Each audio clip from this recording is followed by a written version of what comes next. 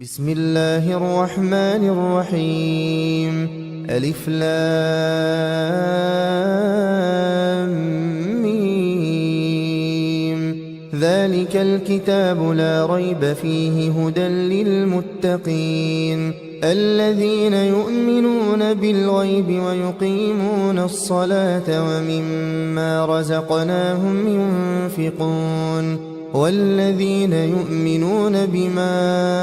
أنزل إليك وما أنزل من قبلك وبالآخرة هم يوقنون أولئك على هدى من ربهم وأولئك هم المفلحون. إن الذين كفروا سواء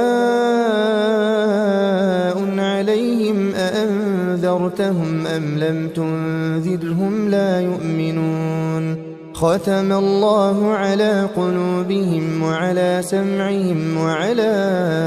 أبصارهم غشاوة ولهم عذاب عظيم. ومن الناس من يقول آمنا بالله وباليوم الآخر وما هم بمؤمنين يخادعون الله والذين آمنوا وما يخدعون إلا أنفسهم وما يشعرون. في قلوبهم مرض فزادهم الله مرضا ولهم عذاب أليم بما كانوا يكذبون. وإذا قيل لهم لا تفسدوا في الأرض قالوا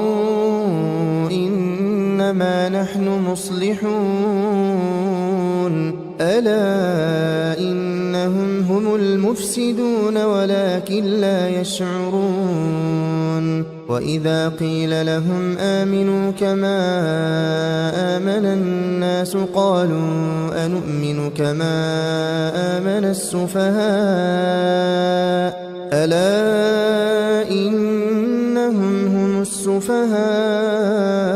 ولكن لا يعلمون. وإذا لقوا الذين آمنوا قالوا آمنا وإذا خلوا إلى شياطينهم قالوا إنا معكم إنما نحن مستهزئون. الله يستهزئ بهم ويمدهم في طغيانهم يعمهون. أولئك الذين اشتروا الضلالة بالهدى فما ربحت تجارتهم وما كانوا مهتدين. مثلهم كمثل الذي استوقد نارا فلما أضاءت ما حوله ذهب الله بنورهم وتركهم في ظلمات لا يبصرون. صم بكم عمي فهم لا يرجعون.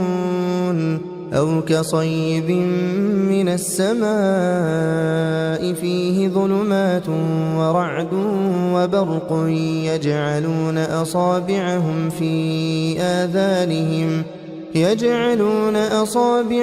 في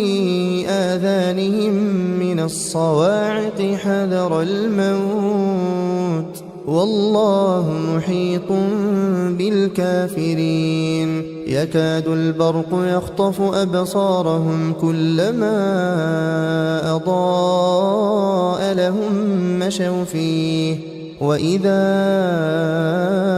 أظلم عليهم قاموا ولو شاء الله لذهب بسمعهم وأبصارهم إن الله على كل شيء قدير. يا أيها الناس اعبدوا ربكم الذي خلقكم والذين من قبلكم لعلكم تتقون. الذي جعل لكم الأرض فراشا والسماء بناء وأنزل من السماء فأخرج به من الثمرات رزقا لكم فلا تجعلوا لله أندادا وأنتم تعلمون وإن كنتم في ريب مما نزلنا على عبدنا فأتوا بسورة من مثله وادعوا شهداءكم من دون الله إن كنتم صادقين فإن لم تفعلوا ولن تفعلوا فاتقوا النار التي وقودها الناس والحجارة أعدت للكافرين وبشر الذين آمنوا وعملوا الصالحات أن لهم جنات تجري من تحتها الأنهار كلما رزقوا منها من ثمرة رزقا قالوا هذا الذي رزقنا من قبل وأتوا به متشابها ولهم فيها أزواج مطهرة وهم فيها خالدون إن الله لا يستحيي أن يضرب مثلا ما بعوضة فما فوقها فأما الذين آمنوا فيعلمون أنه الحق من ربهم وأما الذين كفروا فيقولون ماذا أراد الله بهذا مثلا يضل به كثيرا ويهدي به كثيرا وما يضل به إلا الفاسقين الذين ينقضون عهد الله من بعد ميثاقه ويقطعون ما أمر الله به أن يوصل ويفسدون في الأرض أولئك هم الخاسرون كيف تكفرون بالله وكنتم أمواتا فأحياكم ثم يميتكم ثم يحييكم ثم إليه ترجعون هو الذي خلق لكم ما في الأرض جميعا ثم استوى إلى السماء فسواهن 7 سماوات وهو بكل شيء عليم وإذ قال ربك للملائكة إني جاعل في الأرض خليفة قالوا أتجعل فيها من يفسد فيها ويسفك الدماء ونحن نسبح بحمدك ونقدس لك قال إني أعلم ما لا تعلمون وعلم آدم الأسماء كلها ثم عرضهم على الملائكة فقال أنبئوني بأسماء هؤلاء إن كنتم صادقين قالوا سبحانك لا علم لنا إلا ما علمتنا إنك أنت العليم الحكيم قال يا آدم أنبئهم بأسمائهم فلما أنبأهم بأسمائهم قال ألم أقل لكم إني أعلم غيب السماوات والأرض وأعلم ما تبدون وما كنتم تكتمون وإذ قلنا للملائكة اسجدوا لآدم فسجدوا إلا إبليس أبى واستكبر وكان من الكافرين وقلنا يا آدم اسكن أنت وزوجك الجنة وكلا منها رغدا حيث شئتما ولا تقربا هذه الشجرة فتكونا من الظالمين فأزلهما الشيطان عنها فأخرجهما مما كانا فيه وقلنا اهبطوا بعضكم لبعض عدو ولكم في الأرض مستقر ومتاع إلى حين فتلقى آدم من ربه كلمات فتاب عليه إنه هو التواب الرحيم قلنا اهبطوا منها جميعا فإما يأتينكم مني هدى فمن تبع هداي فلا خوف عليهم ولا هم يحزنون والذين كفروا وكذبوا بآياتنا أولئك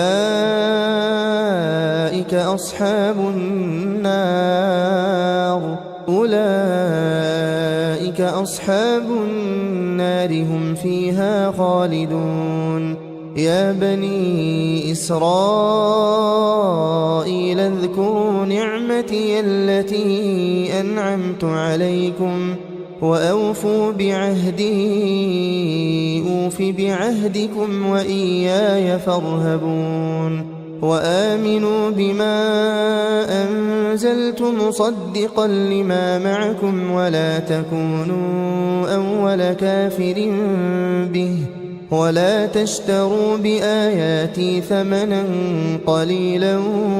وإياي فاتقون ولا تلبسوا الحق بالباطل وتكتموا الحق وأنتم تعلمون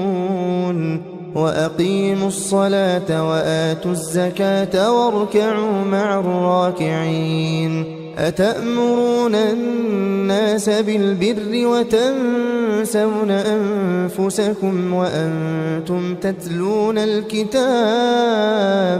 أفلا تعقلون واستعينوا بالصبر والصلاة وإنها لكبيرة إلا على الخاشعين الذين يظنون أنهم ملاقو ربهم وأنهم إليه راجعون يا بني إسرائيل اذكروا نعمتي التي أنعمت عليكم وأني فضلتكم على العالمين واتقوا يوما لا تجزي نفس عن نفس شيئا ولا يقبل منها شفاعة ولا يؤخذ منها عدل ولا هم ينصرون وإذ نجيناكم من آل فرعون يسومونكم سوء العذاب يذبحون أبناءكم ويستحيون نساءكم وفي ذلكم بلاء من ربكم عظيم وإذ فرقنا بكم البحر فأنجيناكم وأغرقنا آل فرعون وأنتم تنظرون وإذ واعدنا موسى 40 ليلة ثم اتخذتم العجل من بعده وأنتم ظالمون ثم عفونا عنكم من بعد ذلك لعلكم تشكرون وإذ آتينا موسى الكتاب والفرقان لعلكم تهتدون وإذ قال موسى لقومه يا قوم إنكم ظلمتم أنفسكم باتخاذكم العجل فتوبوا إلى بارئكم فاقتلوا أنفسكم ذلكم خير لكم عند بارئكم فتاب عليكم إنه هو التواب الرحيم وإذ قلتم يا موسى لن نؤمن لك حتى نرى الله جهرة فأخذتكم الصاعقة وأنتم تنظرون ثم بعثناكم من بعد موتكم لعلكم تشكرون وظللنا عليكم الغمام وأنزلنا عليكم المن والسلوى كلوا من طيبات ما رزقناكم وما ظلمونا ولكن كانوا أنفسهم يظلمون وإذ قلنا ادخلوا هذه القرية فكلوا منها حيث شئتم رغدا وادخلوا الباب سجدا وقولوا حطة نغفر لكم خطاياكم وسنزيد المحسنين فبدل الذين ظلموا قولا غير الذي قيل لهم فأنزلنا على الذين ظلموا رجزا من السماء بما كانوا يفسقون وإذ استسقى موسى لقومه فقلنا اضرب بعصاك الحجر فانفجرت منه 12 عينا قد علم كل أناس مشربهم كلوا واشربوا من رزق الله ولا تعثوا في الأرض مفسدين وإذ قلتم يا موسى لن نصبر على طعام واحد فادع لنا ربك يخرج لنا مما تنبت الأرض من بقلها وقثائها وفومها وعدسها وبصلها قال أتستبدلون الذي هو أدنى بالذي هو خير اهبطوا مصرا فإن لكم ما سألتم وضربت عليهم الذلة والمسكنة وباءوا بغضب من الله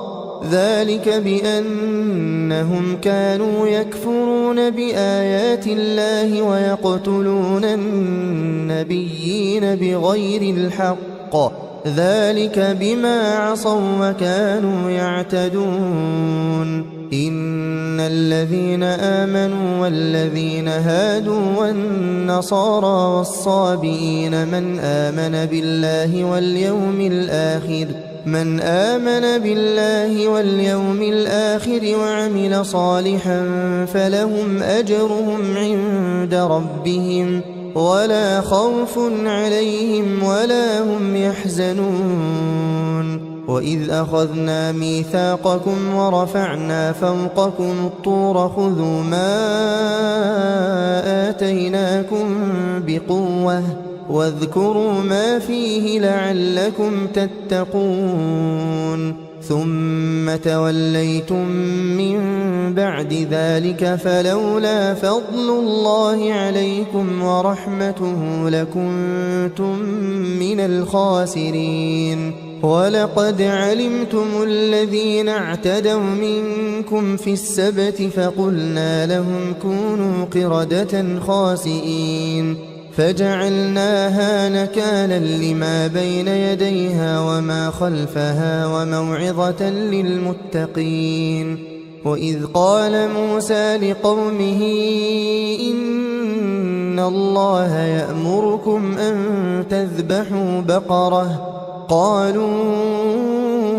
أتتخذنا هزوا قال أعوذ بالله أن أكون من الجاهلين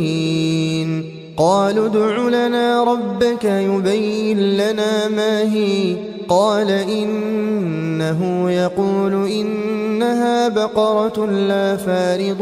ولا بكر عوان بين ذلك فافعلوا ما تؤمرون قالوا ادع لنا ربك يبين لنا ما لونها قال إنه يقول إنها بقرة صفراء فاقع لونها تسر الناظرين قالوا ادع لنا ربك يبين لنا ما هي إن البقرة شابه علينا وإنا إن شاء الله لمهتدون قال إنه يقول إنها بقرة لا ذلول تثير الأرض ولا تسقي الحرث مسلمة لا شية فيها قالوا الآن جئت بالحق فذبحوها وما كادوا يفعلون وإذ قتلتم نفسا فادارأتم فيها والله مخرج ما كنتم تكتمون فقلنا اضربوه ببعضها كذلك يحيي الله الموتى ويريكم آياته لعلكم تعقلون ثم قست قلوبكم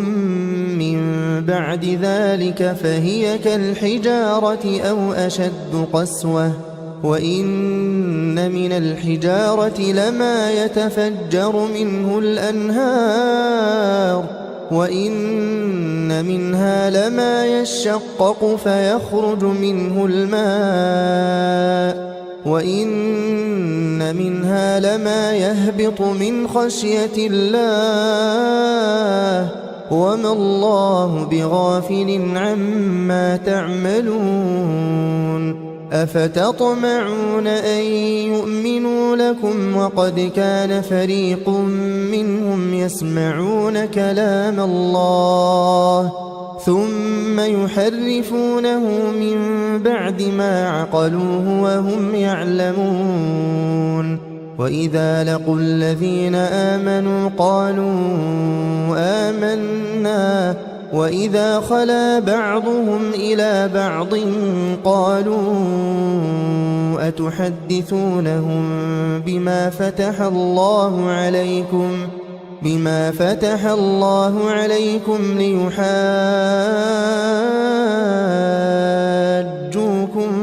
به عند ربكم أفلا تعقلون أولا يعلمون أن الله يعلم ما يسرون وما يعلنون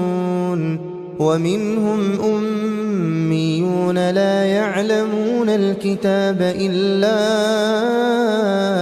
أماني وإن هم إلا يظنون فويل للذين يكتبون الكتاب بأيديهم ثم يقولون هذا من عند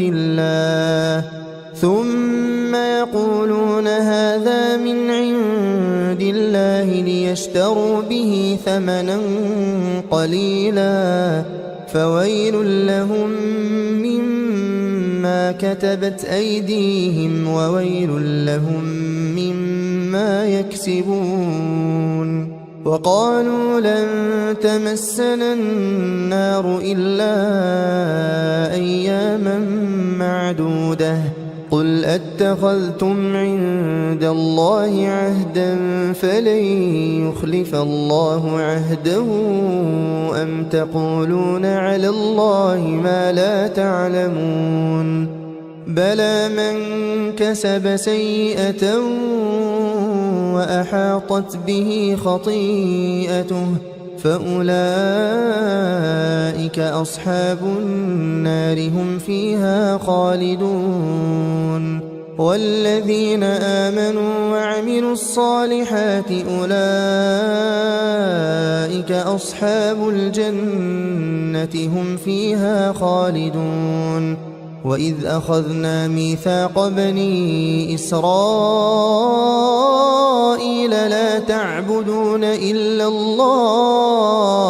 لا تعبدون إلا الله وبالوالدين إحسانا وذي القربى واليتامى والمساكين وقولوا للناس حسنا وأقيموا الصلاة وآتوا الزكاة ثم توليتم إلا قليلا منكم وأنتم معرضون وإذ أخذنا ميثاقكم لا تسفكون دماءكم ولا تخرجون أنفسكم من دياركم ثم أقررتم وأنتم تشهدون ثم أنتم هؤلاء تقتلون أنفسكم وتخرجون فريقا منكم من ديارهم تظاهرون عليهم بالإثم والعدوان وإن يأتوكم أسارى تفادوهم وهو محرم عليكم إخراجهم أفتؤمنون ببعض الكتاب وتكفرون ببعض فما جزاء من يفعل ذلك منكم إلا خزي في الحياة الدنيا ويوم القيامة يردون إلى أشد العذاب وما الله بغافل عما تعملون أولئك الذين اشتروا الحياة الدنيا بالآخرة فلا يخفف عنهم العذاب ولا هم ينصرون ولقد آتينا موسى الكتاب وقفينا من بعده بالرسل وآتينا عيسى ابن مريم البينات وأيدناه بروح القدس أفكلما جاءكم رسول بما لا تهوى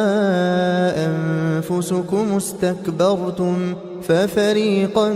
كذبتم وفريقا تقتلون وقالوا قلوبنا غلف بل لعنهم الله بكفرهم فقليلا ما يؤمنون ولما جاءهم كتاب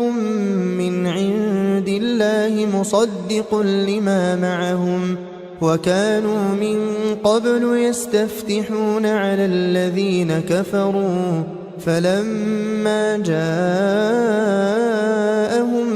ما عرفوا كفروا به فلعنة الله على الكافرين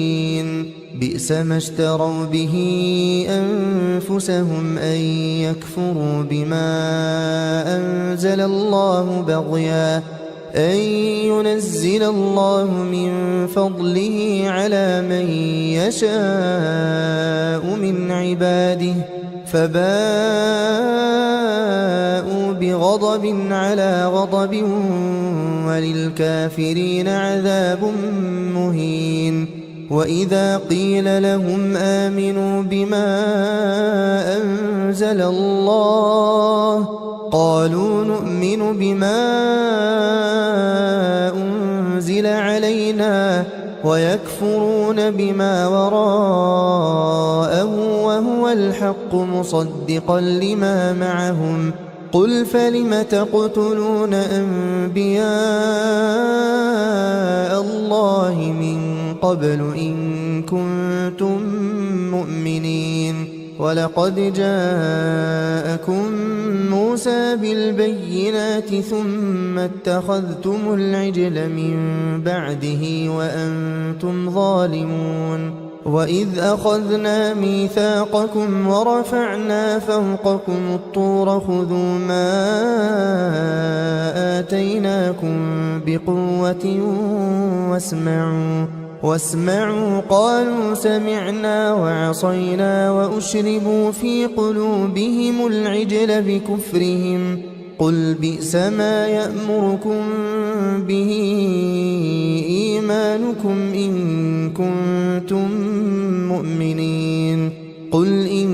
كانت لكم الدار الآخرة عند الله خالصة من دون الناس فتمنوا الموت إن كنتم صادقين ولن يتمنوه أبدا بما قدمت أيديهم والله عليم بالظالمين ولتجدنهم أحرص الناس على حياة ومن الذين أشركوا يود أحدهم لو يعمر 1000 سنة وما هو بمزحزحه من العذاب أن يعمر والله بصير بما يعملون قل من كان عدوا لجبريل فإنه نزله على قلبك بإذن الله مصدقا لما بين يديه وهدى وبشرى للمؤمنين من كان عدوا لله وملائكته ورسله وجبريل وميكال فإن الله عدو للكافرين ولقد أنزلنا إليك آيات بينات وما يكفر بها إلا الفاسقون أوكلما عاهدوا عهدا نبذه فريق منهم بل أكثرهم لا يؤمنون ولما جاءهم رسول من عند الله مصدق لما معهم نبذ فريق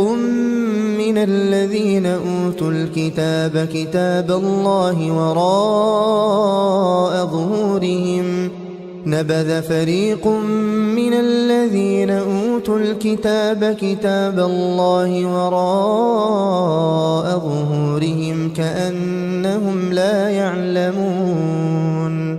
واتبعوا ما تتلو الشياطين على ملك سليمان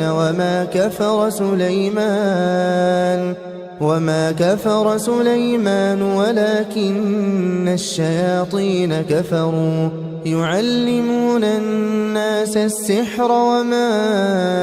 أنزل على الملكين ببابل هاروت وماروت وما يعلمان من أحد حتى يقولا إنما نحن فتنة فلا تكفر فيتعلمون منهما ما يفرقون به بين المرء وزوجه وما هم بضارين به من أحد إلا بإذن الله ويتعلمون ما يضرهم ولا ينفعهم ولقد علموا لمن اشتراه ما له في الآخرة من خلاق ولبئس ما شروا به أنفسهم لو كانوا يعلمون ولو أنهم آمنوا واتقوا لمثوبة من عند الله خير لو كانوا يعلمون يا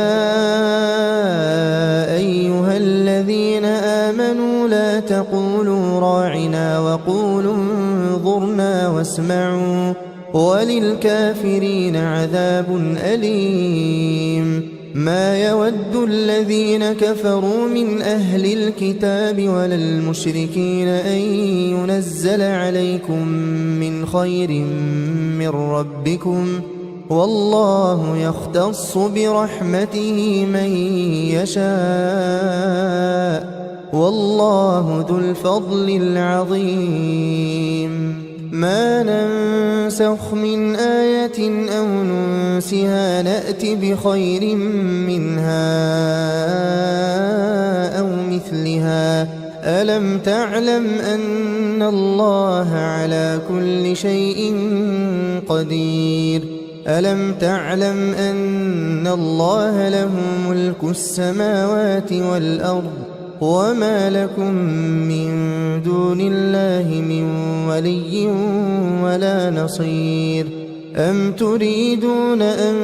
تسألوا رسولكم كما سئل موسى من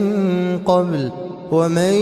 يتبدل الكفر بالإيمان فقد ضل سواء السبيل ود كثير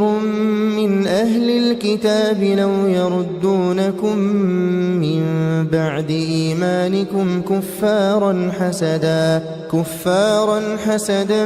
من عند أنفسهم من بعد ما تبين لهم الحق فاعفوا واصفحوا حتى يأتي الله بأمره إن الله على كل شيء قدير وأقيموا الصلاة وآتوا الزكاة وما تقدموا لأنفسكم من خير تجدوه عند الله إن الله بما تعملون بصير وقالوا لن يدخل الجنة إلا من كان هودا أو نصارى تلك أمانيهم قل هاتوا برهانكم إن كنتم صادقين بلى من أسلم وجهه لله وهو محسن فله أجره عند ربه ولا خوف عليهم ولا هم يحزنون وقالت اليهود ليست النصارى على شيء وقالت النصارى ليست اليهود على شيء وهم يتلون الكتاب كذلك قال الذين لا يعلمون مثل قولهم فالله يحكم بينهم يوم القيامة فيما كانوا فيه يختلفون ومن أظلم ممن منع مساجد الله أن يذكر فيها اسمه وسعى في خرابها أولئك ما كان لهم أن يدخلوها إلا خائفين لهم في الدنيا خزي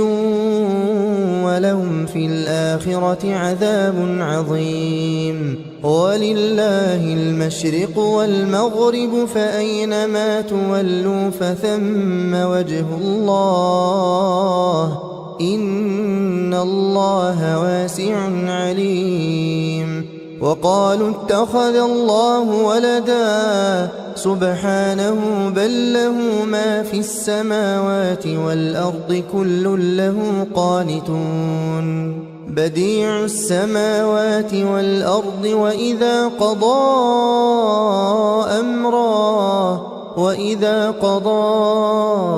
أمرا فإنما يقول له كن فيكون وقال الذين لا يعلمون لولا يكلمنا الله أو تأتينا آية كذلك قال الذين من قبلهم مثل قولهم تشابهت قلوبهم قد بينا الآيات لقوم يوقنون إنا أرسلناك بالحق بشيرا ونذيرا ولا تسأل عن أصحاب الجحيم ولن ترضى عنك اليهود ولا النصارى حتى تتبع ملتهم قل إن هدى الله هو الهدى ولئن اتبعت أهواءهم بعد الذي جاءك من العلم ما لك من الله من ولي ولا نصير الذين آتيناهم الكتاب يتلونه حق تلاوته أولئك يؤمنون به ومن يكفر به فأولئك هم الخاسرون يا بني إسرائيل اذكروا نعمتي التي أنعمت عليكم وأني فضلتكم على العالمين واتقوا يوما لا تجزي نفس عن نفس شيئا ولا يقبل منها عدل ولا تنفعها شفاعة ولا هم ينصرون وإذ ابتلى إبراهيم ربه بكلمات فأتمهن قال إني جاعلك للناس إماما قال ومن ذريتي قال لا ينال عهد الظالمين وإذ جعلنا البيت مثابة للناس وأمنا واتخذوا من مقام إبراهيم مصلى وعهدنا إلى إبراهيم وإسماعيل أن طهرا بيتي للطائفين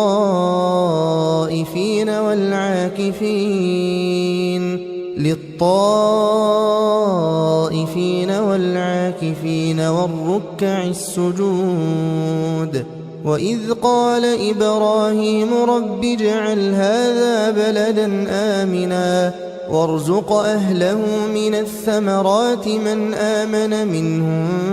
بالله واليوم الآخر قال ومن كفر فأمتعه قليلا ثم أضطره إلى عذاب النار وبئس المصير وإذ يرفع إبراهيم القواعد من البيت وإسماعيل ربنا تقبل منا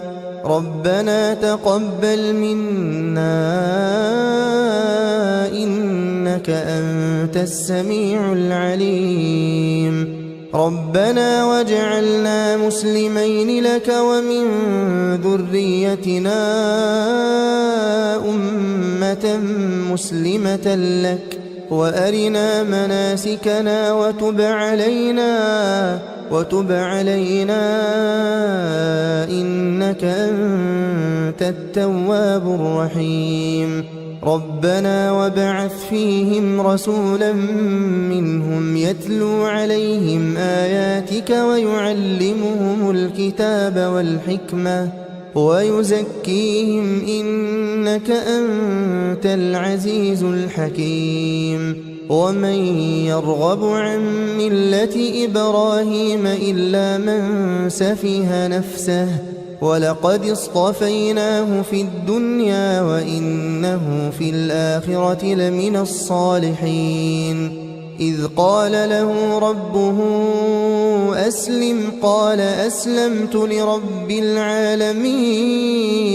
ووصى بها إبراهيم بنيه ويعقوب يا بني إن الله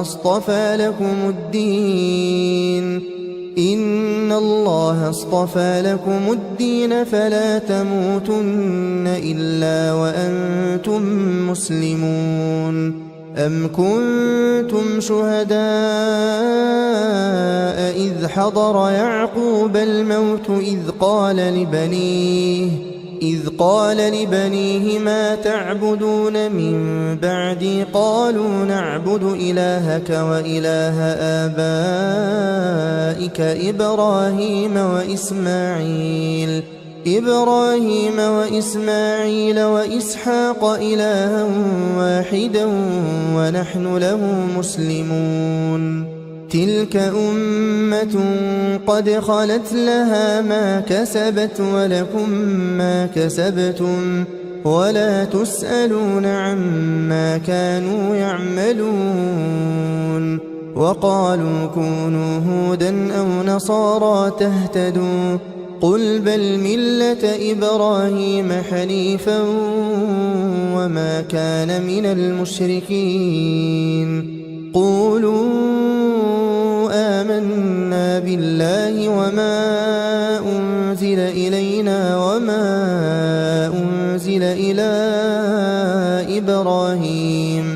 وما أنزل إلى إبراهيم وإسماعيل وإسحاق ويعقوب والأسباط وما أوتي موسى وعيسى وما أوتي النبيون من ربهم لا نفرق بين أحد منهم ونحن له مسلمون فإن آمنوا بمثل ما آمنتم به فقد اهتدوا وإن تولوا فإنما هم في شقاق فسيكفيكهم الله وهو السميع العليم صبغة الله ومن أحسن من الله صبغة ونحن له عابدون قل أتحاجوننا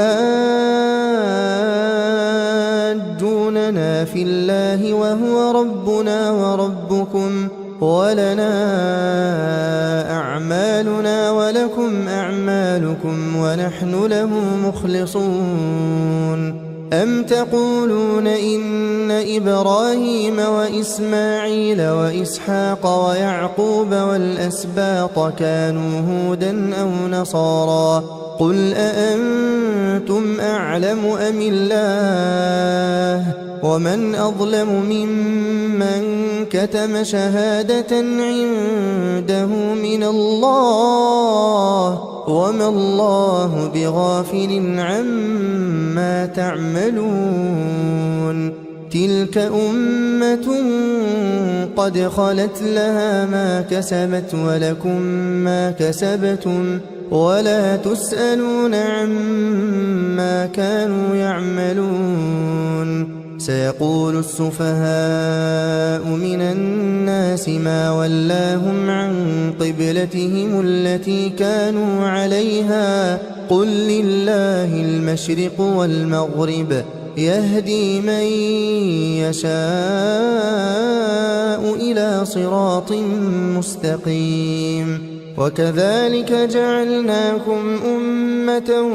وسطا لتكونوا شهداء على الناس ويكون الرسول عليكم شهيدا وما جعلنا القبلة التي كنت عليها إلا لنعلم من يتبع الرسول ممن ينقلب على عقبيه وإن كانت لكبيرة إلا على الذين هدى الله وما كان الله ليضيع إيمانكم إن الله بالناس لرؤوف رحيم قد نرى تقلب وجهك في السماء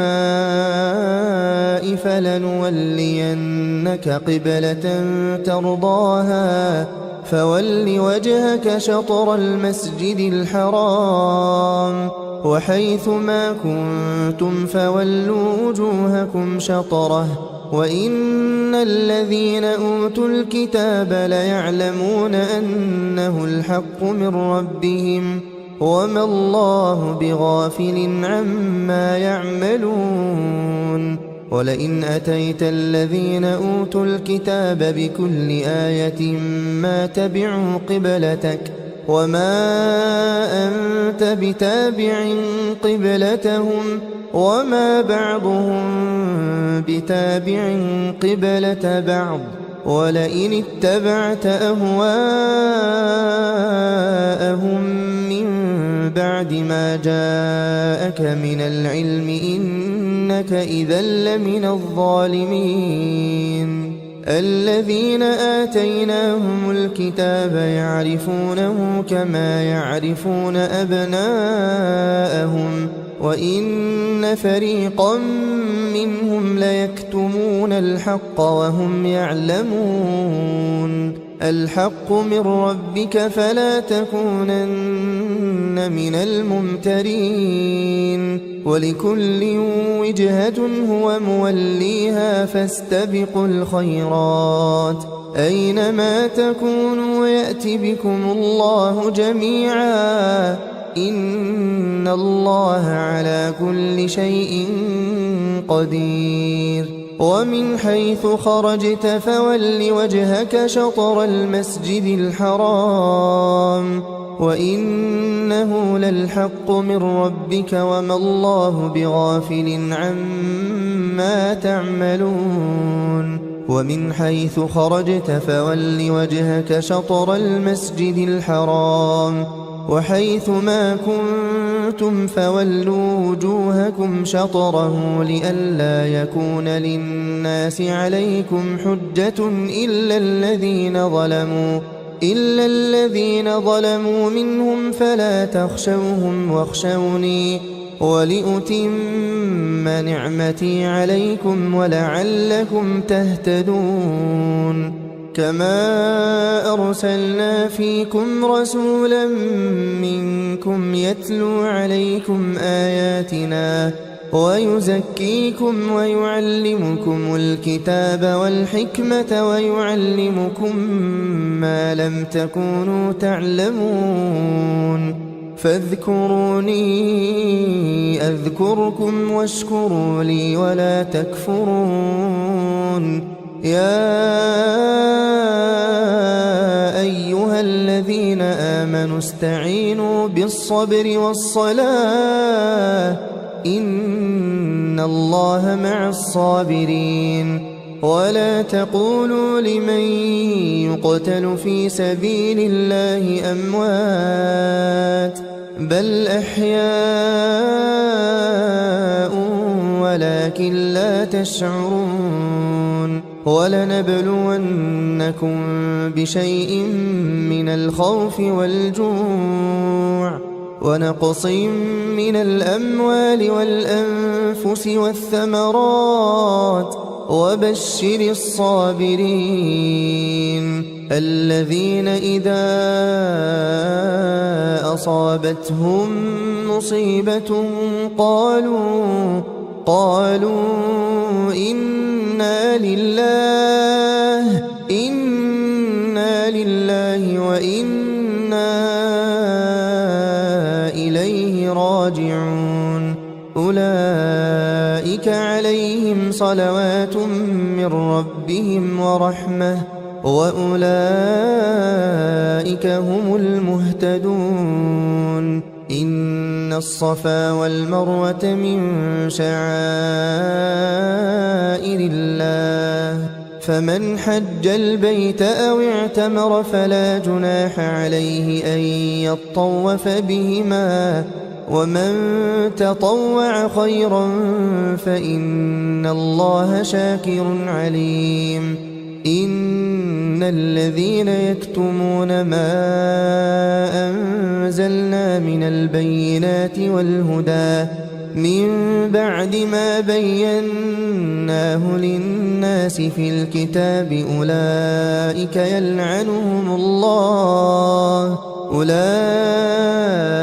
يلعنهم الله ويلعنهم اللاعنون إلا الذين تابوا وأصلحوا وبينوا فأولئك أتوب عليهم وأنا التواب الرحيم إن الذين كفروا وماتوا وهم كفار أولئك عليهم لعنة الله والملائكة والناس أجمعين خالدين فيها لا يخفف عنهم العذاب ولا هم ينظرون وإلهكم إله واحد لا إله إلا هو الرحمن الرحيم إن في خلق السماوات والأرض واختلاف الليل والنهار والفلك التي تجري في البحر بما ينفع الناس وما أنزل الله من السماء من ماء فأحيا به الأرض بعد موتها وبث فيها من كل دابة وتصريف الرياح والسحاب المسخر بين السماء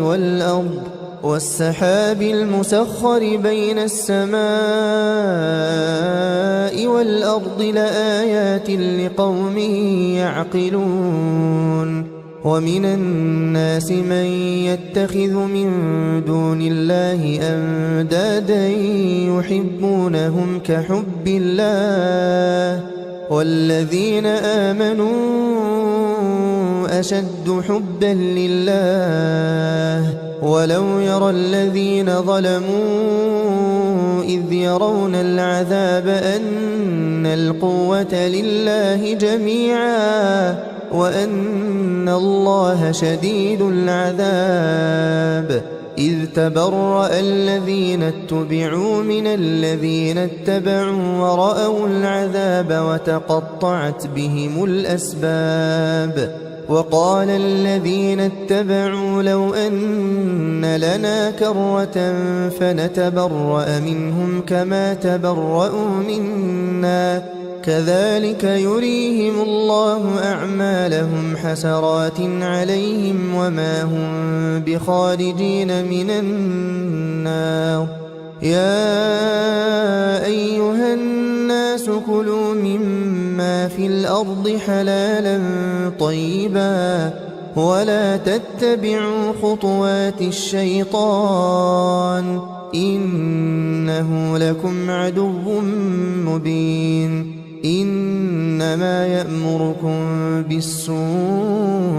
والفحشاء وأن تقولوا على الله ما لا تعلمون وإذا قيل لهم اتبعوا ما أنزل الله قالوا بل نتبع ما ألفينا عليه آباءنا أولو كان آباؤهم لا يعقلون شيئا ولا يهتدون ومثل الذين كفروا كمثل الذي ينعق بما لا يسمع إلا دعاء ونداء صم بكم عمي فهم لا يعقلون يا أيها الذين آمنوا كلوا من طيبات ما رزقناكم واشكروا لله إن كنتم إياه تعبدون إنما حرم عليكم الميتة والدم ولحم الخنزير وما أهل به لغير الله فمن اضطر غير باغ ولا عاد فلا إثم عليه إن الله غفور رحيم إن الذين يكتمون ما أنزل الله من الكتاب ويشترون به ثمنا قليلا أولئك ما يأكلون في بطونهم إلا النار ولا يكلمهم الله يوم القيامة ولا يزكيهم ولهم عذاب أليم أولئك الذين اشتروا الضلالة بالهدى والعذاب بالمغفرة فما أصبرهم على النار ذلك بأن الله نزل الكتاب بالحق وإن الذين اختلفوا في الكتاب لفي شقاق بعيد ليس البر أن تولوا وجوهكم قبل المشرق والمغرب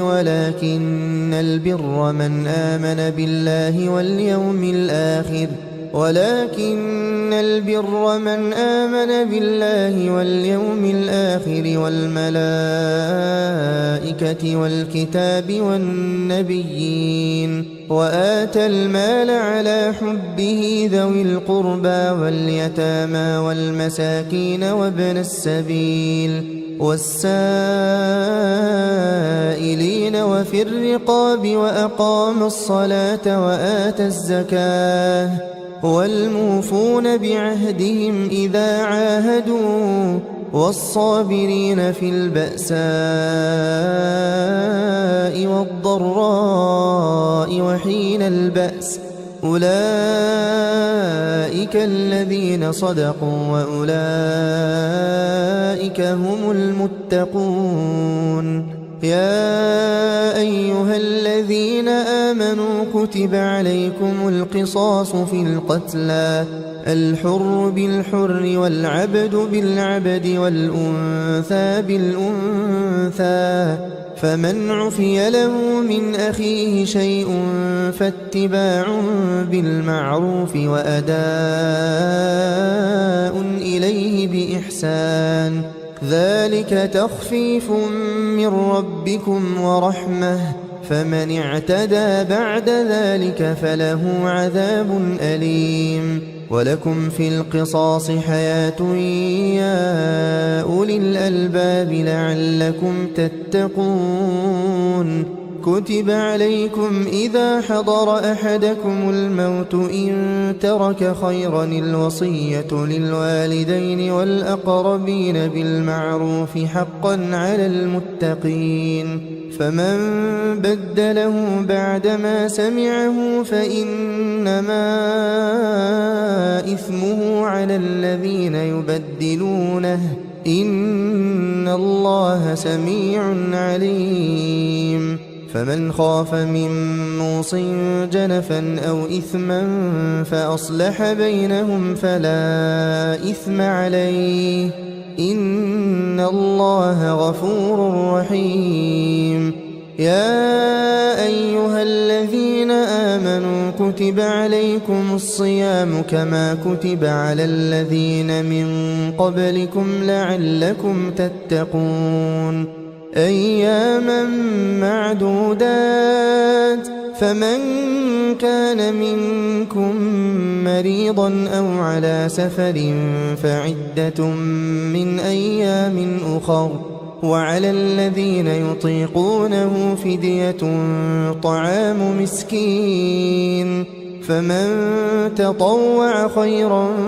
فهو خير له وأن تصوموا خير لكم إن كنتم تعلمون شهر رمضان الذي أنزل فيه القرآن هدى للناس وبينات من الهدى والفرقان فمن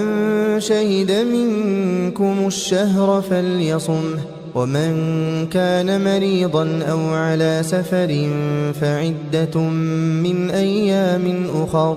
يريد الله بكم اليسر ولا يريد بكم العسر ولتكملوا العدة ولتكبروا الله على ما هداكم ولعلكم تشكرون وإذا سألك عبادي عني فإني قريب أجيب دعوة الداع إذا دعان فليستجيبوا لي وليؤمنوا بي لعلهم يرشدون أحل لكم ليلة الصيام الرفث إلى نسائكم هن لباس لكم وأنتم لباس لهن علم الله أنكم كنتم تختانون أنفسكم فتاب عليكم وعفى عنكم فالآن باشروهن وابتغوا ما كتب الله لكم وكلوا واشربوا حتى يتبين لكم الخيط الأبيض من الخيط الأسود من الفجر ثم أتموا الصيام إلى الليل ولا تباشروهن وأنتم عاكفون في المساجد تلك حدود الله فلا تقربوها كذلك يبين الله آياته للناس لعلهم يتقون ولا تأكلوا أموالكم بينكم بالباطل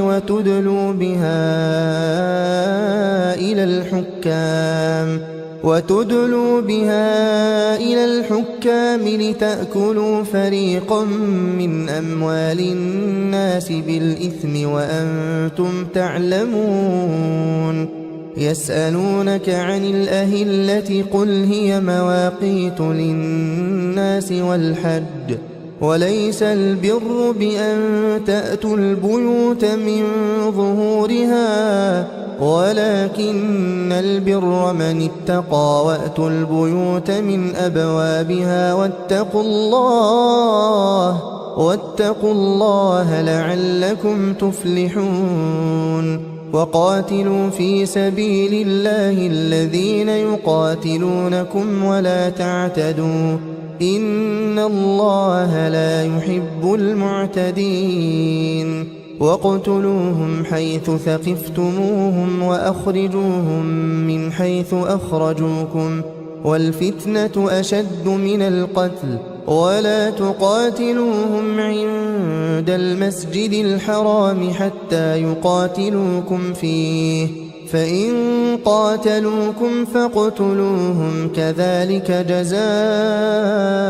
الكافرين فإن انتهوا فإن الله غفور رحيم وقاتلوهم حتى لا تكون فتنة ويكون الدين لله فإن انتهوا فلا عدوان إلا على الظالمين الشهر الحرام بالشهر الحرام والحرمات قصاص فمن اعتدى عليكم فاعتدوا عليه بمثل ما اعتدى عليكم واتقوا الله واعلموا أن الله مع المتقين وأنفقوا في سبيل الله ولا تلقوا بأيديكم إلى التهلكة وأحسنوا إن الله يحب المحسنين وأتموا الحج والعمرة لله فإن أحصرتم فما استيسر من الهدي ولا تحلقوا رؤوسكم حتى يبلغ الهدي محله فمن كان منكم مريضا أو به أذى من رأسه ففدية من صيام أو صدقة أو نسك فإذا أمنتم فمن تمتع بالعمرة إلى الحج فما استيسر من الهدي فمن لم يجد فصيام 3 أيام في الحج و7 إذا رجعتم تلك 10 كاملة ذلك لمن لم يكن أهله حاضر المسجد الحرام واتقوا الله واعلموا أن الله شديد العقاب الحج أشهر معلومات فمن فرض فيهن الحج فلا رفث ولا فسوق ولا جدال في الحج وما تفعلوا من خير يعلمه الله وتزودوا فإن خير الزاد التقوى واتقون يا أولي الألباب. ليس عليكم جناح أن تبتغوا فضلا من ربكم، فإذا أفضتم من عرفات فاذكروا الله عند المشعر الحرام، واذكروه كما هداكم وإن كنتم من قبله لمن الضالين. ثم أفيضوا من حيث أفاض الناس واستغفروا الله إن الله غفور رحيم. فإذا قضيتم مناسككم فاذكروا الله كذكركم آباءكم أو أشد ذكرا. فمن الناس من يقول ربنا آتنا في الدنيا وما له في الآخرة من خلاق، ومنهم من يقول ربنا آتنا في الدنيا حسنة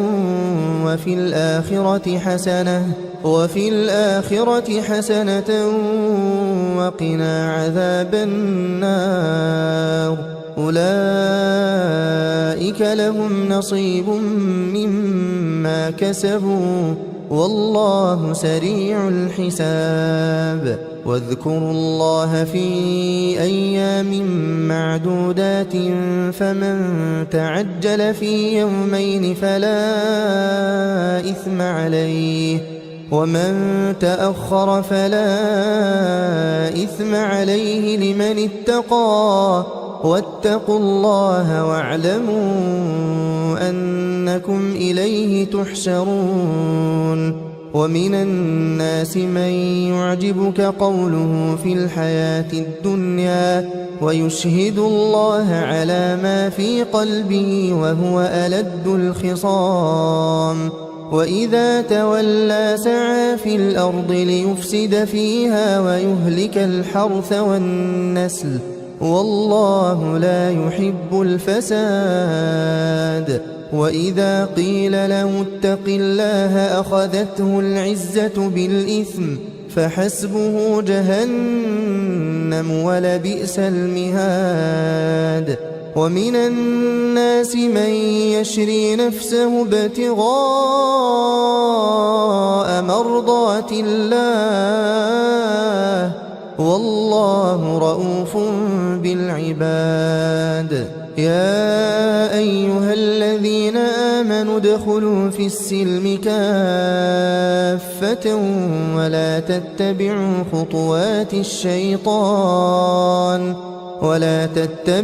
خطوات الشيطان إنه لكم عدو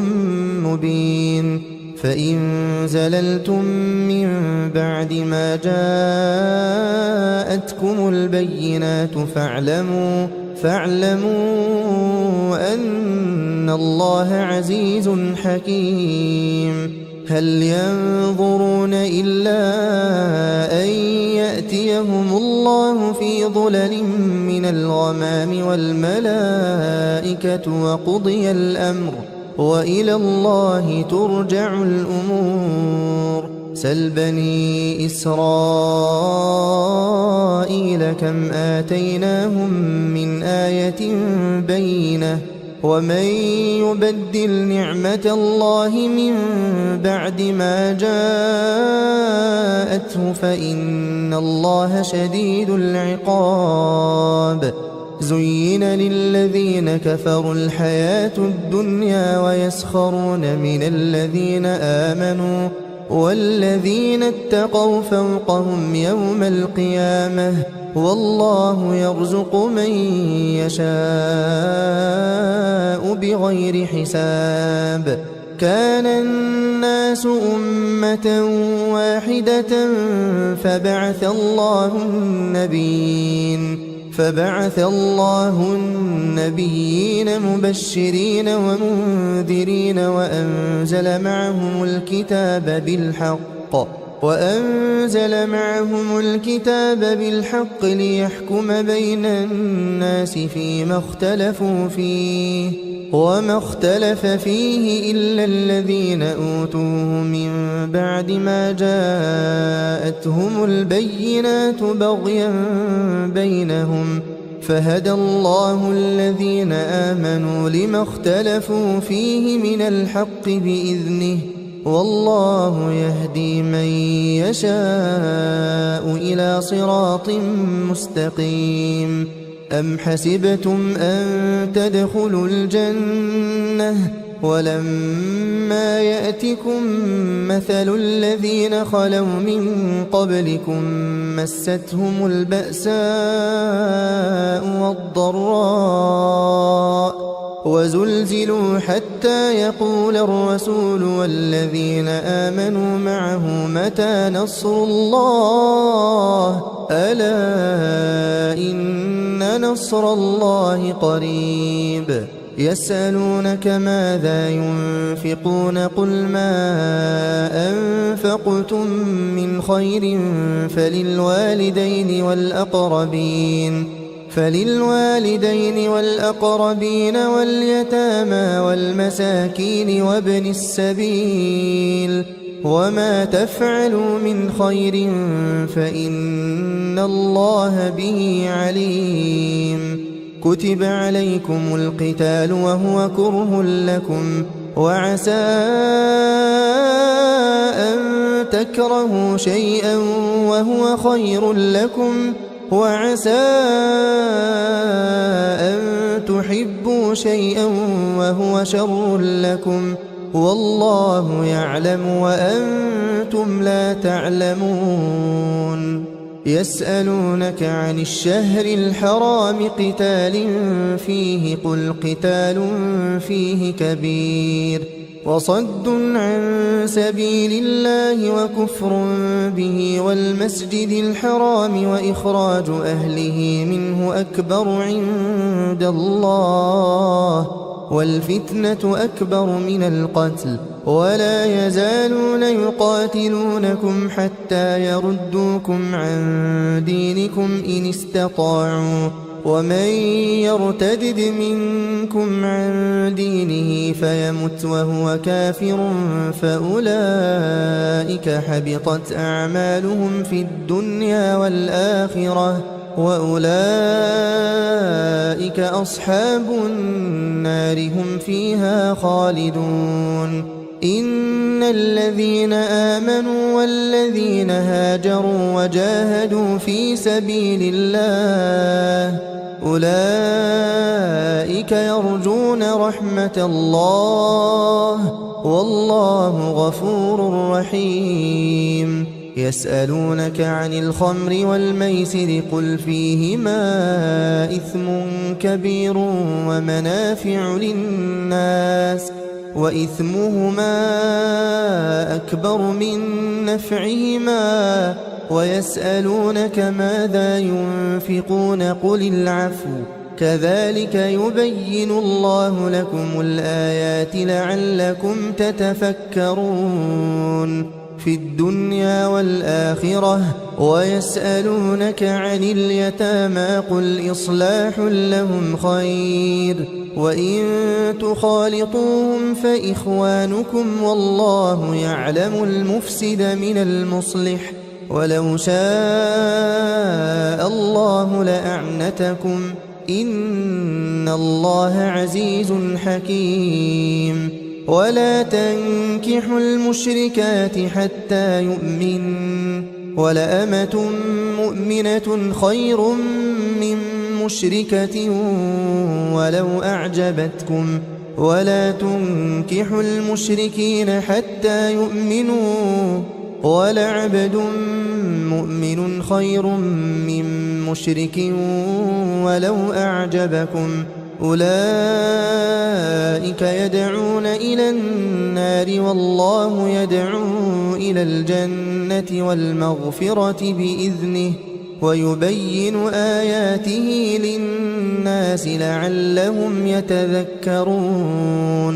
ويسألونك عن المحيض قل هو أذى فاعتزلوا النساء في المحيض ولا تقربوهن حتى يطهرن فإذا تطهرن فأتوهن من حيث أمركم الله إن الله يحب التوابين ويحب المتطهرين نساؤكم حرث لكم فأتوا حرثكم أنى شئتم وقدموا لأنفسكم واتقوا الله واعلموا أنكم ملاقوه وبشر المؤمنين ولا تجعلوا الله عرضة لأيمانكم أن تبروا وتتقوا وتصلحوا بين الناس والله سميع عليم لا يؤاخذكم الله باللغو في أيمانكم ولكن يؤاخذكم بما كسبت قلوبكم والله غفور حليم للذين يؤلون من نسائهم تربص 4 أشهر فإن فاءوا فإن الله غفور رحيم وإن عزموا الطلاق فإن الله سميع عليم والمطلقات يتربصن بأنفسهن 3 قروء ولا يحل لهن أن يكتمن ما خلق الله في أرحامهن إن كن يؤمن بالله واليوم الآخر وبعولتهن أحق بردهن في ذلك إن أرادوا إصلاحا ولهن مثل الذي عليهن بالمعروف وللرجال عليهن درجة والله عزيز حكيم الطلاق 2 فإمساك بمعروف أو تسريح بإحسان ولا يحل لكم أن تأخذوا مما آتيتموهن شيئا إلا أن يخافا ألا يقيما حدود الله فإن خفتم ألا يقيما حدود الله فلا جناح عليهما فيما افتدت به تلك حدود الله فلا تعتدوها ومن يتعد حدود الله فأولئك هم الظالمون فإن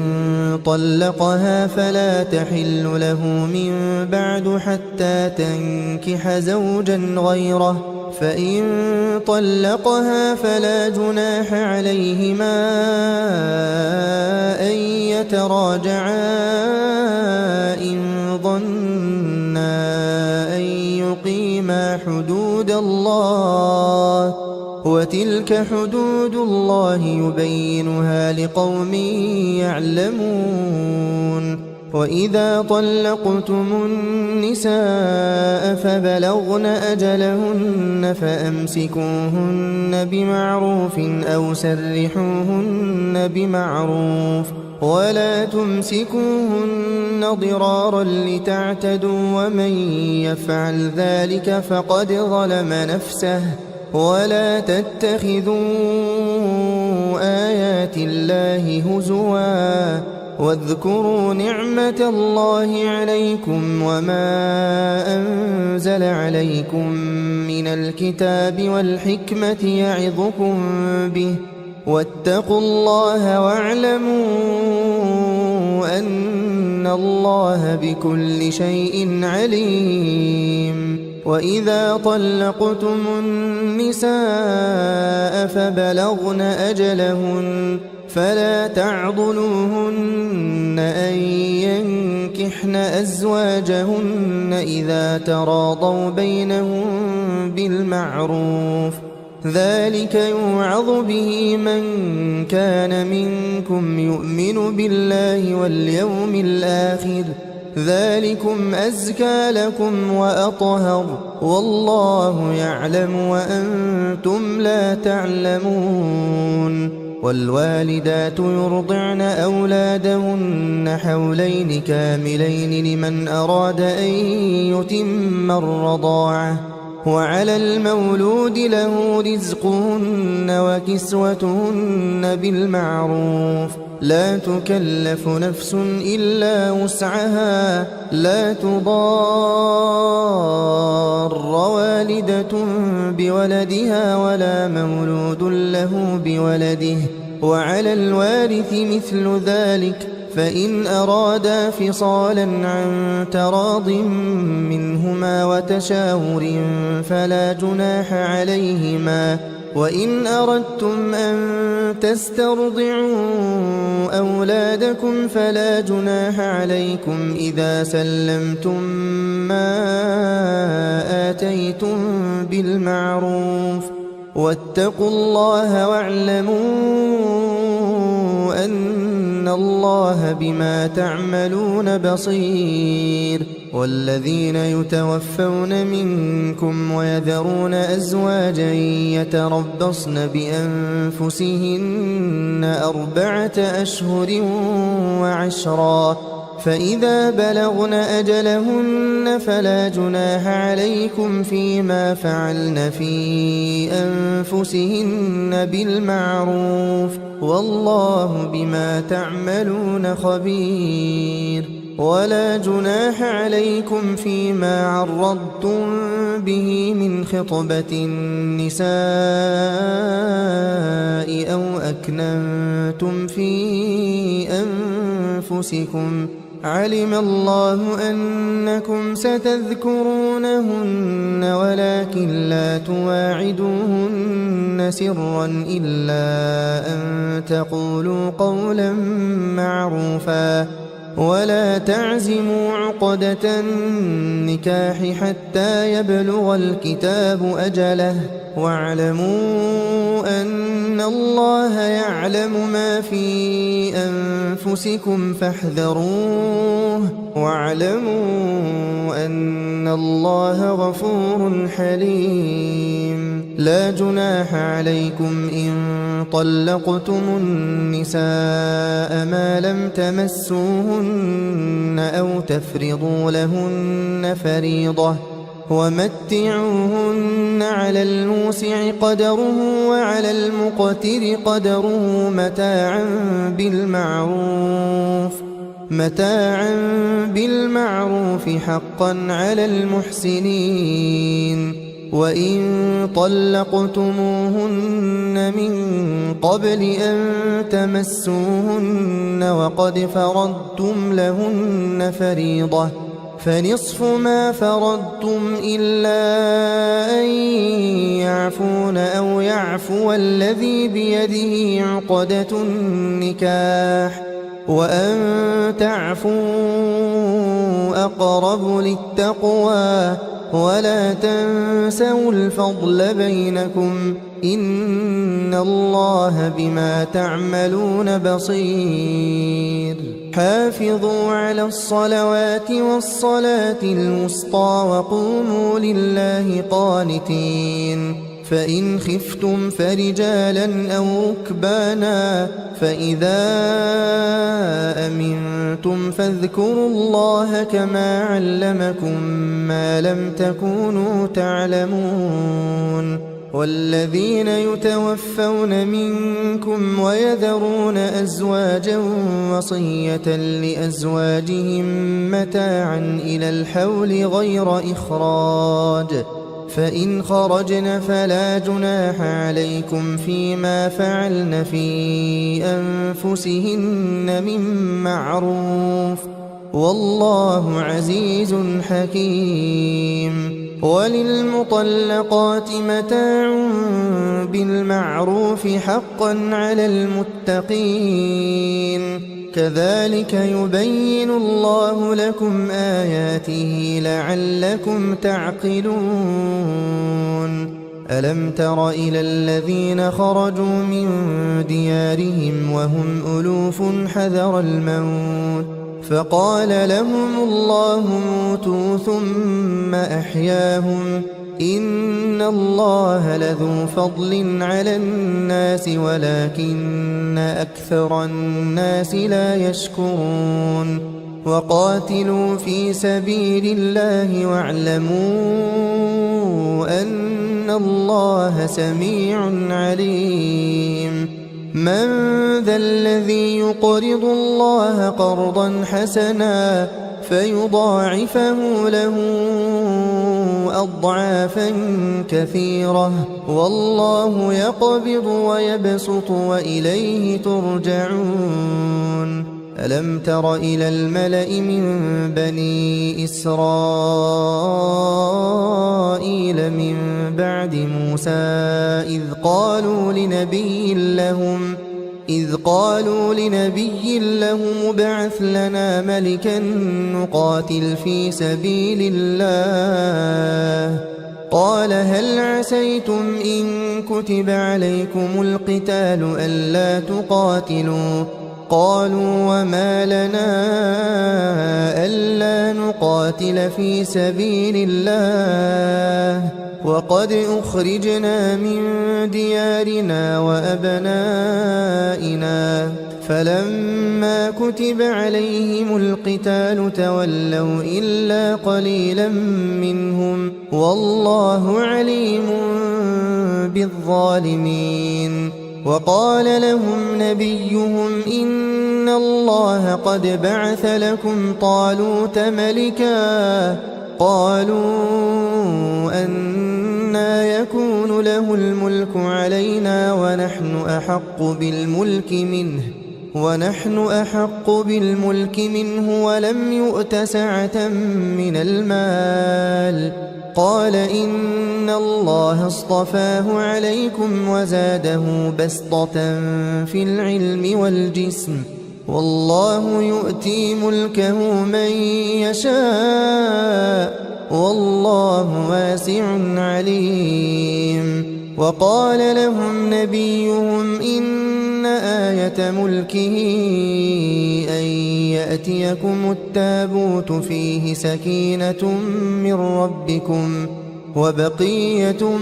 مما ترك آل موسى وآل هارون تحمله الملائكة إن في ذلك لآية لكم إن كنتم مؤمنين فلما فصل طالوت بالجنود قال إن الله مبتليكم بنهر فمن شرب منه فليس مني ومن لم يطعمه فإنه مني إلا من اغترف غرفة بيده فشربوا منه إلا قليلا منهم فلما جاوزه هو والذين آمنوا معه قالوا لا طاقة لنا اليوم بجالوت وجنوده قال الذين يظنون أنهم ملاقو الله كم من فئة قليلة غلبت فئة كثيرة بإذن الله والله مع الصابرين ولما برزوا لجالوت وجنوده قالوا ربنا أفرغ علينا صبرا وثبت أقدامنا وانصرنا على القوم الكافرين فهزموهم بإذن الله وقتل داود جالوت وآتاه الله الملك والحكمة وعلمه مما يشاء ولولا دفع الله الناس بعضهم ببعض لفسدت الأرض ولكن الله ذو فضل على العالمين تلك آيات الله نتلوها عليك بالحق وإنك لمن المرسلين تلك الرسل فضلنا بعضهم على بعض منهم من كلم الله ورفع بعضهم درجات وآتينا عيسى ابن مريم البينات وأيدناه بروح القدس ولو شاء الله ما اقتتل الذين من بعدهم من بعد ما جاءتهم البينات ولكن اختلفوا فمنهم من آمن ومنهم من كفر ولو شاء الله ما اقتتلوا ولكن الله يفعل ما يريد يا أيها الذين آمنوا أنفقوا مما رزقناكم من قبل أن يأتي يوم لا بيع فيه ولا خلة ولا شفاعة والكافرون هم الظالمون الله لا إله إلا هو الحي القيوم لا تأخذه سنة ولا نوم له ما في السماوات وما في الأرض من ذا الذي يشفع عنده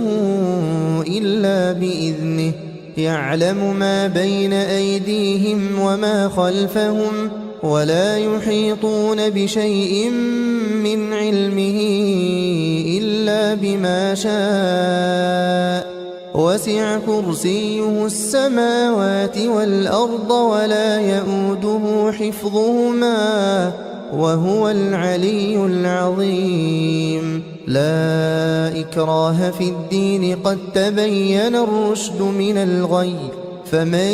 يكفر بالطاغوت ويؤمن بالله فقد استمسك بالعروة الوثقى لا انفصام لها والله سميع عليم الله ولي الذين آمنوا يخرجهم من الظلمات إلى النور والذين كفروا أولياؤهم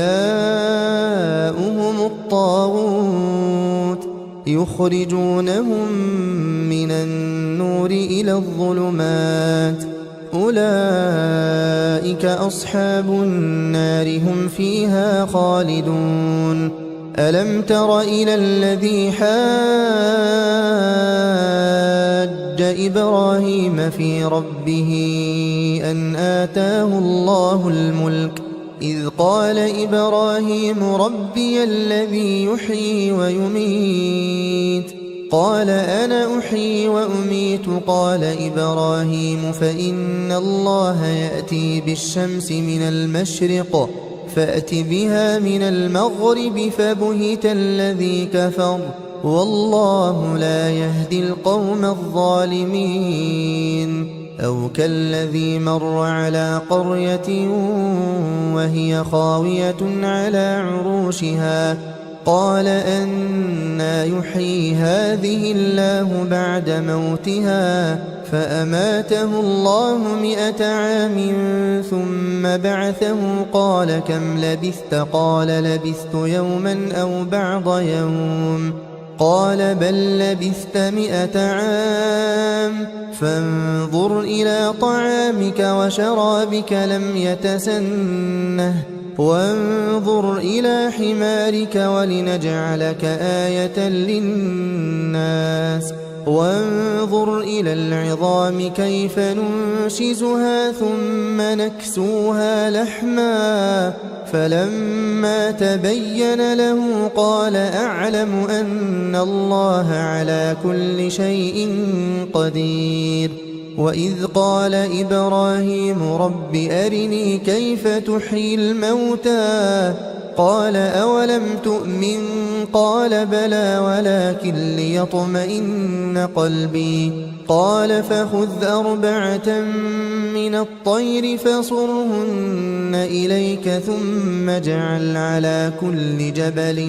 منهن جزءا ثم ادعهن يأتينك سعيا واعلم أن الله عزيز حكيم مثل الذين ينفقون أموالهم في سبيل الله كمثل حبة أنبتت 7 سنابل في كل سنبلة 100 حبة والله يضاعف لمن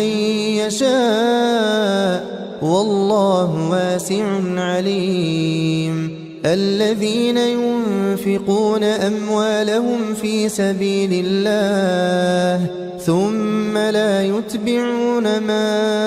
أنفقوا منا ولا أذى لهم أجرهم عند ربهم ولا خوف عليهم ولا هم يحزنون قول معروف ومغفرة خير من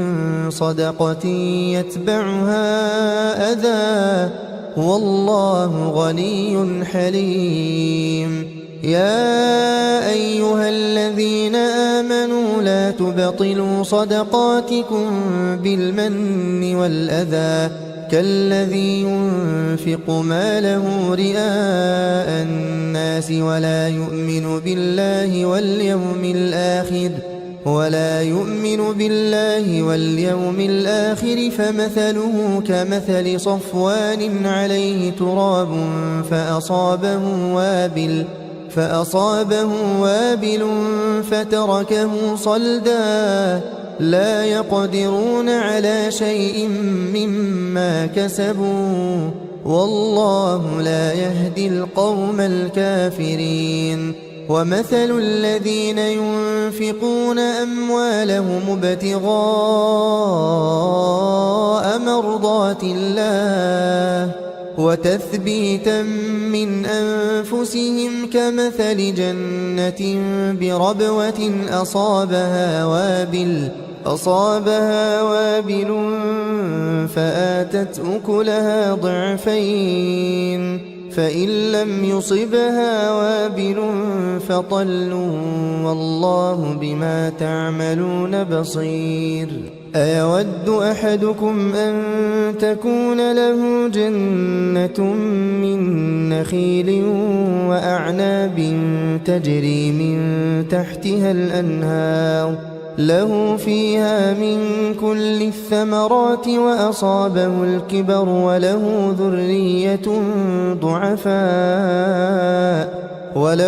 ذرية ضعفاء فأصابها إعصار فيه نار فاحترقت كذلك يبين الله لكم الآيات لعلكم تتفكرون يا أيها الذين آمنوا أنفقوا من طيبات ما كسبتم ومما أخرجنا لكم من الأرض ولا تيمموا الخبيث منه تنفقون ولستم بآخذيه إلا أن تغمضوا فيه واعلموا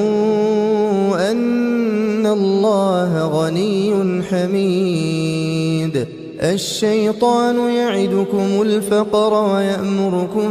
بالفحشاء والله يعدكم مغفرة منه وفضلا والله واسع عليم يؤتي الحكمة من يشاء ومن يؤت الحكمة فقد أوتي خيرا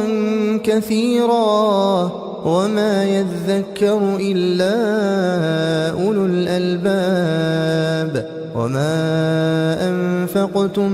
من نفقة أو نذرتم من نذر فإن الله يعلمه وما للظالمين من أنصار إن تبدوا الصدقات فنعما هي وإن تخفوها وتؤتوها الفقراء فهو خير لكم ويكفر عنكم من سيئاتكم والله بما تعملون خبير ليس عليك هداهم ولكن الله يهدي من يشاء وما تنفقوا من خير فلأنفسكم وما تنفقون إلا ابتغاء وجه الله وما تنفقوا من خير يوفى إليكم وأنتم لا تظلمون للفقراء الذين أحصروا في سبيل الله لا يستطيعون ضربا في الأرض يحسبهم الجاهل أغنياء من التعفف تعرفهم بسيماهم لا يسألون الناس إلحافا وما تنفقوا من خير فإن الله به عليم الذين ينفقون أموالهم بالليل والنهار سرا وعلانية فلهم أجرهم عند ربهم ولا خوف عليهم ولا هم يحزنون الذين يأكلون الربا لا يقومون إلا كما يقوم الذي يتخبطه الشيطان من المس ذلك بأنهم قالوا إنما البيع مثل الربا وأحل الله البيع وحرم الربا فمن جاءه موعظة من ربه فانتهى فله ما سلف وأمره إلى الله ومن عاد فأولئك أصحاب النار هم فيها خالدون يمحق الله الربا ويربي الصدقات والله لا يحب كل كفار أثيم إن الذين آمنوا وعملوا الصالحات وأقاموا الصلاة وآتوا الزكاة لهم أجرهم عند ربهم ولا خوف عليهم ولا هم يحزنون يا أيها الذين آمنوا اتقوا الله وذروا ما بقي من الربا إن كنتم مؤمنين فإن لم تفعلوا فأذنوا بحرب من الله ورسوله وإن تبتم فلكم رؤوس أموالكم لا تظلمون ولا تظلمون وإن كان ذو عسرة فنظرة إلى ميسرة وأن تصدقوا خير لكم إن كنتم تعلمون واتقوا يوما ترجعون فيه إلى الله ثم توفى كل نفس ما كسبت وهم لا يظلمون يا أيها الذين آمنوا إذا تداينتم بدين إلى أجل مسمى فاكتبوه وليكتب بينكم كاتب بالعدل ولا يأب كاتب أن يكتب كما علمه الله فليكتب وليملل الذي عليه الحق وليتق الله ربه ولا يبخس منه شيئا، فإن كان الذي عليه الحق سفيها أو ضعيفا أو لا يستطيع أن يمل هو فليملل وليه بالعدل، واستشهدوا شهيدين من رجالكم فإن لم يكونا رجلين فرجل وامرأتان ممن ترضون من الشهداء أن تضل إحداهما فتذكر إحداهما الأخرى، ولا يأبى الشهداء إذا ما دعوا، ولا تسأموا أن تكتبوه صغيرا أو كبيرا إلى أجله، ذلكم أقسط عند الله وأقوم للشهادة وأدنى ألا ترتابوا، إلا أن تكون تجارة حاضرة تديرونها بينكم فليس عليكم جناح ألا تكتبوها، وأشهدوا إذا تبايعتم، ولا يضار كاتب ولا شهيد، وإن تفعلوا فإنه فسوق بكم، واتقوا الله ويعلمكم الله والله بكل شيء عليم. وإن كنتم على سفر ولم تجدوا كاتبا فرهان مقبوضة، فإن أمن بعضكم بعضا فليؤدي الذي اؤتمن أمانته وليتق الله ربه ولا تكتموا الشهادة، ومن يكتمها فإنه آثم قلبه والله بما تعملون عليم. لله ما في السماوات وما في الأرض، وإن تبدوا ما في أنفسكم أو تخفوه يحاسبكم به الله فيغفر لمن يشاء